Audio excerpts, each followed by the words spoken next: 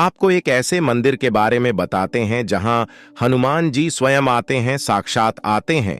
हाँ, यह सच है, वो आते हैं, अचानक आते हैं। वो सबसे पहले प्रभु श्री राम जी को दंडवत प्रणाम करेंगे और फिर वहां से चढ़ के शंकर जी के पास आएंगे। शंकर जी को भी दंडवत प्रणाम करते हैं और फिर वहां से प्रसाद लेकर परिक्रमा करके चले जाते हैं। आते हुए तो देखोगे, लेकिन जाते हुए नहीं देख पाएंगे। नमस्कार दोस्तों, स्वागत है आप सभी का एक बार फिर से। दोस्तों, क्या आपने कभी किसी ऐसे मंदिर के बारे में सुना है जहां भगवान श्री हनुमान स्वयं आते हैं और भगवान को प्रणाम करके वापस लौट जाते हैं?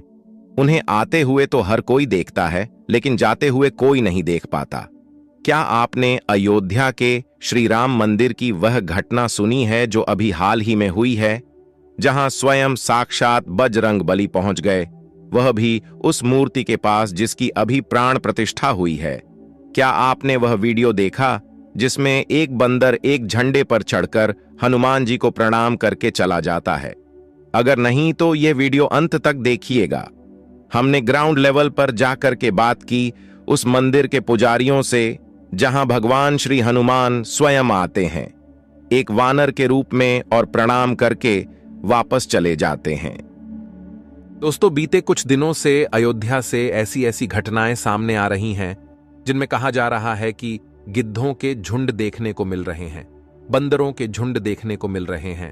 बातें शुरुआत में तो अफवाह ही लगी थी, हमें भी अफवाह ही लगी थी, लेकिन जब हमने इसकी रिसर्च की तो पाया कि वाकई में यह घटनाएं सत्य हैं, जिसको लेकर वन विभाग भी अलर्ट हो चुका है। इन सब घटनाओं के पीछे आखिर कारण क्या है, ये तो हम नहीं जानते। कहा जा रहा है कि जीवित रूप में भगवान स्वयं आ रहे हैं। वहीं कुछ लोग ऐसे हैं जो यह भी कह रहे हैं कि जो गिद्ध का अयोध्या में आना अब शकुन हो सकता है, क्योंकि हम सभी जानते हैं कि भारत के अलावा पाकिस्तान जैसे देशों में राम मंदिर के खिलाफ साजिश भी रची जा रही है। ऐसे में इन खबरों को भी नकार देना कि ये अब सगुन नहीं है, यह भी सही नहीं होगा। अब जब बात हो रही है कि जीवित रूप में देवता अयोध्या आ रहे हैं, तो इसमें एक और घटना का नाम जुड़ जाता है जो अपने आप में अद्वितीय है, और आपने इस घटना के बारे में विस्तृत रूप से नहीं सुना होगा। क्या आप जानते हैं कि एक बार बजरंगबली स्वयं अयोध्या में प्रकट हो गए थे, और तब अयोध्या और भारत में ही नहीं बल्कि पूरी दुनिया में इस घटना की चर्चा हुई थी। यह अपने आप में अद्वितीय घटना है जिसके बारे में ज्यादा लोगों को जानकारी नहीं है, तो देर ना करते हुए आते हैं आज की इस घटना पर। क्या हुआ था अयोध्या में जब स्वयं प्रकट हो गए थे? बजरंगबली कैसे 150 से अधिक एनकाउंटर करने वाले इंस्पेक्टर के भी उड़ गए थे? होश कैसे पाकिस्तान के आतंकवादियों में भी होने लगी थी? बजरंगबली की चर्चा क्या हुआ था जब मंडराया था अयोध्या में खतरा? सब जानेंगे आज के इस वीडियो में।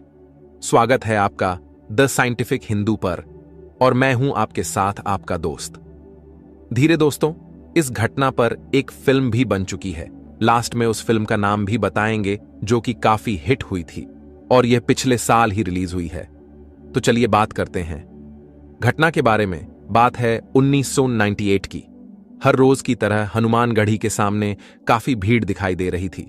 लोग आ रहे थे, भगवान हनुमान के दर्शन कर रहे थे और जा रहे थे, लेकिन तभी हनुमानगढ़ी वाली गली में एक जीप पुलिस को खड़ी हुई मिलती है।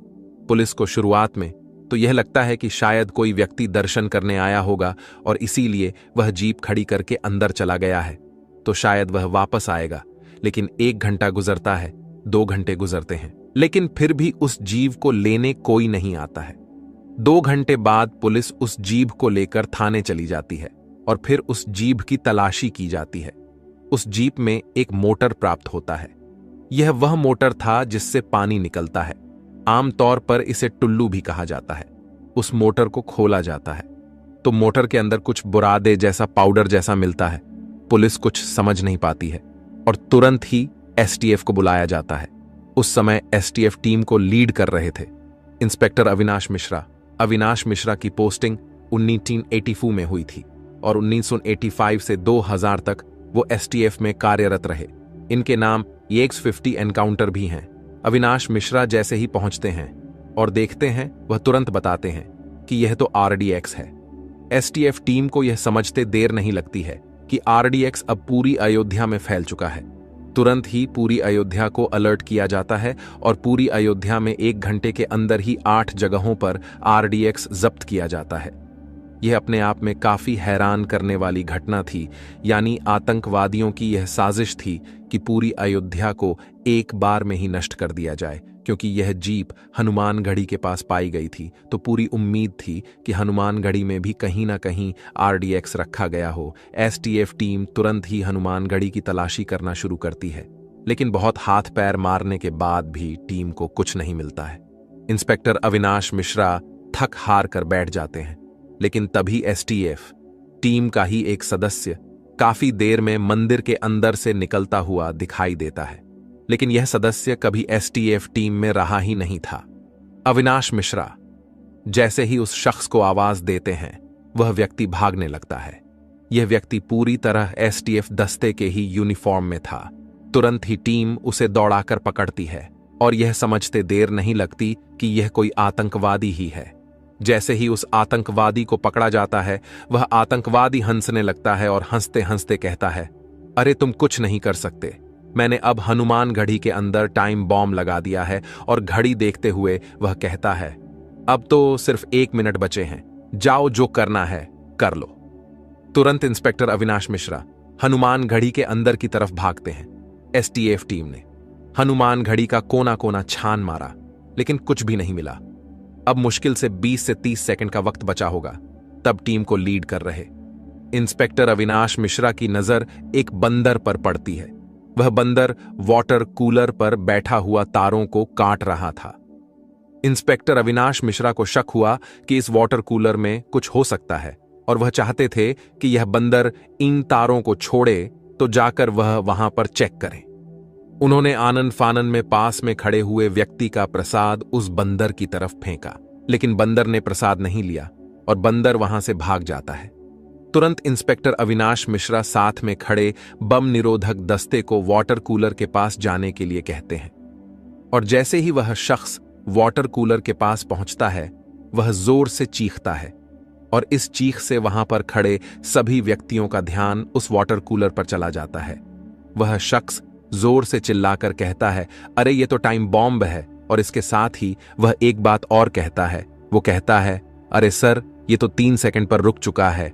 अविनाश मिश्रा को यह समझते देर नहीं लगती कि वह बंदर जिन तारों को काट रहा था, वह तार इस टाइम बॉम्ब के ही थे। अविनाश मिश्रा तुरंत उस बंदर को ढूंढने के लिए दौड़ने लगते हैं और तभी ढूंढते हुए अविनाश मिश्रा की नजर हनुमानगढ़ी के शिखर पर जाती है, जहां पर एक बंदर मंदिर पर लगे कलश को सहला रहा था। पूरी टीम यह समझ जाती है कि छोटे वानर के रूप में स्वयं साक्षात बजरंग बली ही हनुमानगढ़ी को बचाने के लिए आए हैं। सभी टीम के सदस्य भगवान हनुमान के आगे दंडवत प्रणाम करते हैं। इंस्पेक्टर अविनाश मिश्रा सहित सभी टीम के सदस्यों के आंखों से आंसू बह रहे थे, हाथ जुड़े हुए थे और अपने आप को वह भाग्यशाली समझ रहे थे कि आज उन्हें साक्षात हनुमान जी के दर्शन प्राप्त हुए हैं। और थोड़ी ही देर में वह छोटा वानर आंखों की दृष्टि से ओझल हो जाता है। अविनाश मिश्रा स्वयं बताते हैं कि हमने जो भी उस दिन देखा वह एक सपने जैसा था। हम सोच भी नहीं सकते थे कि बजरंग बली ऐसे अपने भक्तों को बचाने आएंगे। अविनाश मिश्रा बताते हैं कि यह उनके जीवन की सबसे अद्भुत घटना थी, यानी बजरंग बली ने स्वयं आकर के ना सिर्फ अयोध्या को बचाया बल्कि अपने सैकड़ों भक्तों की जान बचाई। यह वाकई में अद्भुत घटना थी, अविश्वसनीय थी, अकल्पनीय थी।